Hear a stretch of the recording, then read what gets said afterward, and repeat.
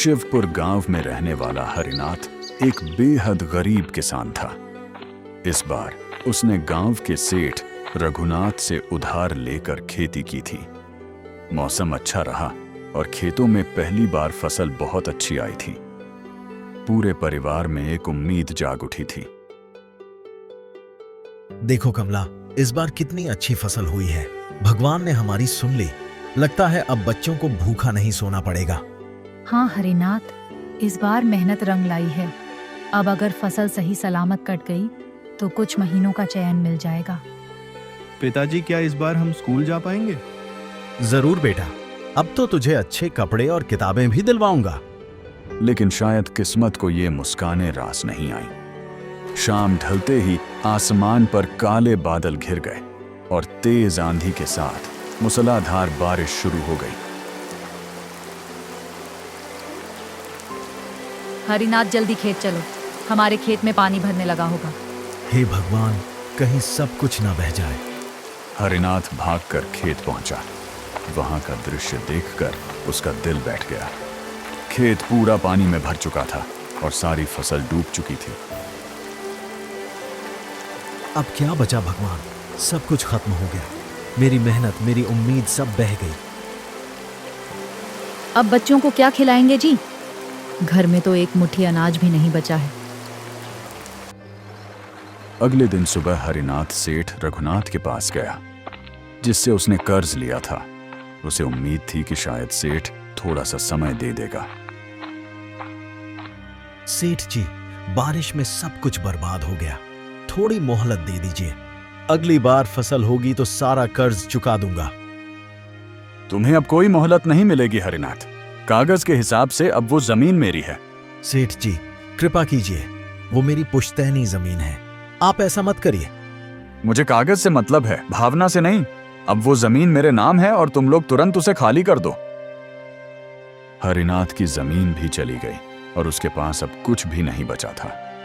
ना खेत, ना पैसा, ना कोई आसरा। कमला, अब इस गांव में हमारे लिए कुछ नहीं बचा। चलो जंगल की ओर चलते हैं। शायद वहां कहीं सिर छुपाने की जगह मिल जाए। ठीक है हरिनाथ, अब जैसी तुम्हारी मर्जी। और इसी के साथ एक गरीब किसान अपने टूटे सपनों को समेटे अपने परिवार को लेकर निकल पड़ा, अनजाने अंधेरे की ओर। सेठ ने उन्हें जमीन से भी निकाल दिया था। बारिश रुक चुकी थी, लेकिन उनके जीवन की बरसात थमने का नाम नहीं ले रही थी। चलो कमला, अब पीछे मत देखो। जो हो गया उसे सोचने से कुछ नहीं होगा।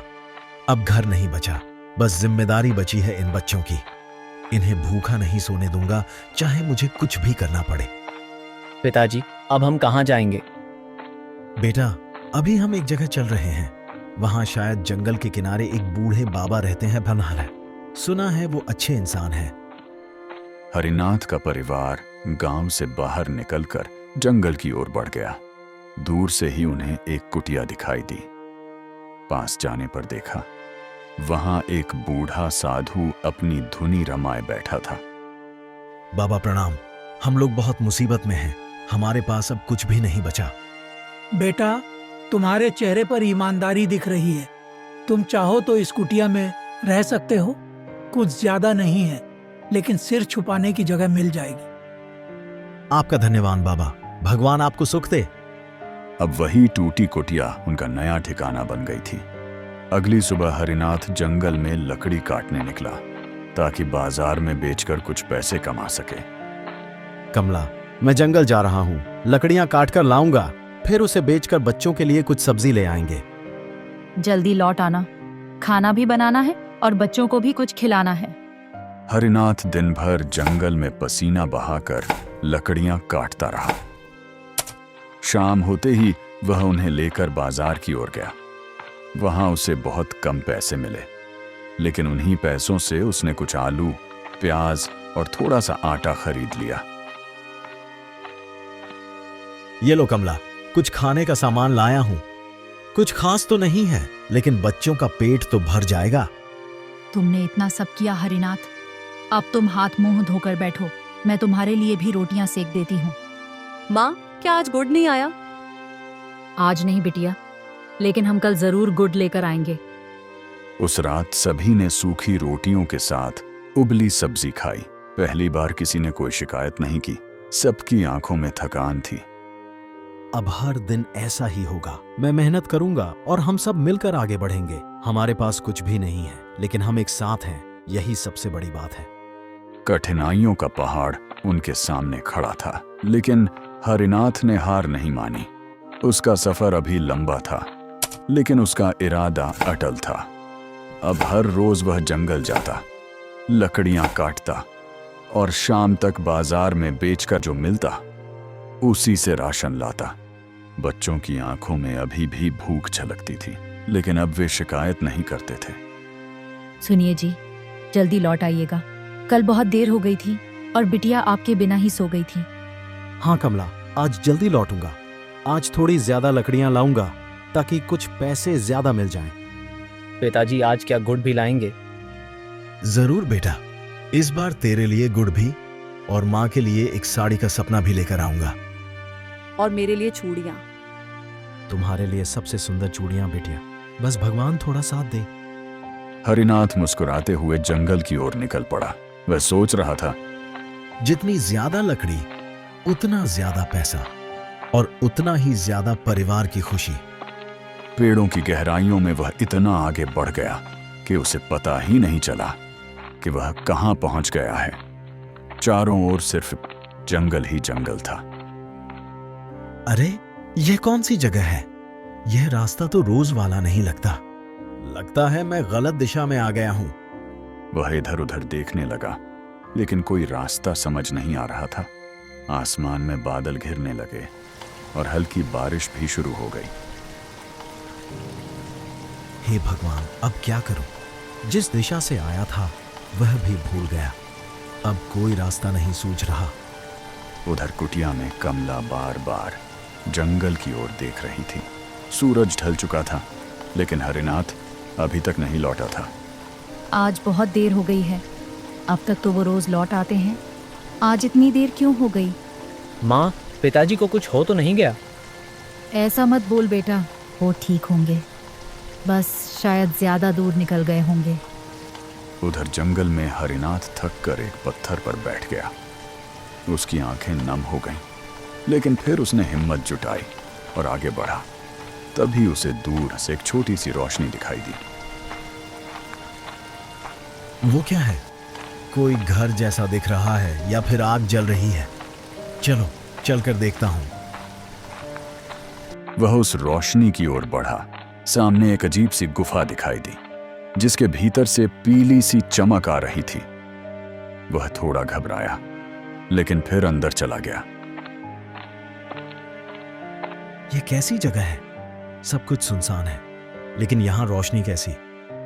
गुफा के अंदर जैसे ही वह आगे बढ़ा, उसके सामने एक अलग ही दुनिया खुल गई। वह एक गांव जैसा था, लेकिन वहां कोई इंसान नहीं था।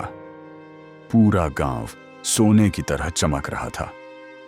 अचानक दो सिपाही आए और हरिनाथ से बोले, तुम कौन हो और यहाँ कैसे आए? मेरा नाम हरिनाथ है। मैं एक गरीब किसान हूँ, रास्ता भटक गया हूँ। राजा के पास चलो, वो तुमसे मिलना चाहते हैं। हरिनाथ डरते हुए उनके साथ महल की ओर चल पड़ा। उसे समझ नहीं आ रहा था कि अब उसके साथ क्या होने वाला है। हरिनाथ डर और हैरानी के बीच आगे बढ़ रहा था। हरिनाथ अंदर गया। सामने ऊंचे आसन पर राजा देवव्रत बैठे थे। चेहरे पर तेज और आंखों में करुणा थी। बताओ, कौन हो तुम और यहां कैसे आए? महाराज, मेरा नाम हरिनाथ है। मैं एक गरीब किसान हूँ। बारिश में मेरी सारी फसल बह गई। सेठ ने मेरी जमीन छीन ली। अब जंगल से लकड़ी काटकर बच्चों का पेट पालता हूँ। आज रास्ता भटक गया तो यह गुफा दिखी। तुम्हारी बातों में सच्चाई दिखती है हरिनाथ। तुम्हारा संघर्ष तुम्हारी आंखों में साफ दिखाई देता है। महाराज, हम तो बस 2 रोटी के लिए मेहनत करते हैं। हम गरीबों का तो कोई सहारा नहीं होता। तुम जैसे लोग ही असली राजा होते हैं हरिनाथ, जो बिना शिकायत के अपने परिवार को बचाने के लिए लड़ते हैं। राजा ने पास खड़े सिपाही से सोने के सिक्कों से भरी पोटली मंगाई। हरिनाथ, ये लो कुछ सोने के सिक्के, इन्हें अपने पास रखो। अपने बच्चों के लिए खाना, कपड़े लाओ और एक नई शुरुआत करो। महाराज, मैं यह नहीं ले सकता। हम गरीब हैं लेकिन मेहनती हैं। अगर यह तुम जैसे ईमानदार आदमी को नहीं दूंगा तो किसे दूंगा? हरिनाथ की आंखों में आंसू आ गए। वह राजा के चरणों में झुक गया। आपने तो जैसे मेरी जिंदगी बदल दी महाराज। अब मैं अपने बच्चों को भूखा नहीं रखूंगा। जाओ हरिनाथ, लेकिन याद रखना, यह गांव सिर्फ उन्हीं को दिखाई देता है जो सच्चे दिल से मेहनत करते हैं और स्वार्थ से ऊपर होते हैं। हरिनाथ सोने के सिक्कों से भरी पोटली को लेकर महल से बाहर निकल गया। अगली सुबह हरिनाथ सोने के सिक्कों के साथ बाजार गया। उसने खूब सारा राशन लिया, बच्चों के लिए नए कपड़े खरीदे और कमला के लिए एक रंगीन साड़ी। आज दिल से सुकून मिला कमला। बच्चों के चेहरे की मुस्कान सब दुख भुला देती है। लेकिन इन सिक्कों से कर्ज चुकाना भी जरूरी है जी। हरिनाथ उसी दिन सीधा सेठ रघुनाथ के घर पहुंचा। सेठ जी, ये लीजिए आपका कर्जा, पूरा चुका रहा हूं। हरिनाथ, यह सब कैसे हुआ? अचानक इतना पैसा कहां से आया? कहीं चोरी तो नहीं की? सेठ जी, मैं गरीब हूं लेकिन चोर नहीं। मेहनत और ईमानदारी की है। अब अगर कर्ज चुकाना ही था तो पहले क्यों नहीं चुकाया? अब चुका रहा हूं सेठ जी, और अब मेरी जमीन के कागज लौटा दीजिए। सोने के सिक्कों से भरी पोटली देखकर सेठ ने कुछ नहीं कहा। हरिनाथ को उसका घर और जमीन वापस मिल गया। पिताजी, अब हम फिर से उसी खेत में काम करेंगे। हाँ बेटा, लेकिन अब एक और सपना भी है। मैं लकड़ी बेचने का छोटा कारोबार भी शुरू करूंगा। धीरे धीरे हरिनाथ का जीवन बदलने लगा। गांव वाले अब उसे सम्मान से देखने लगे। हरिनाथ का परिवार अब खुशी खुशी रहने लगा।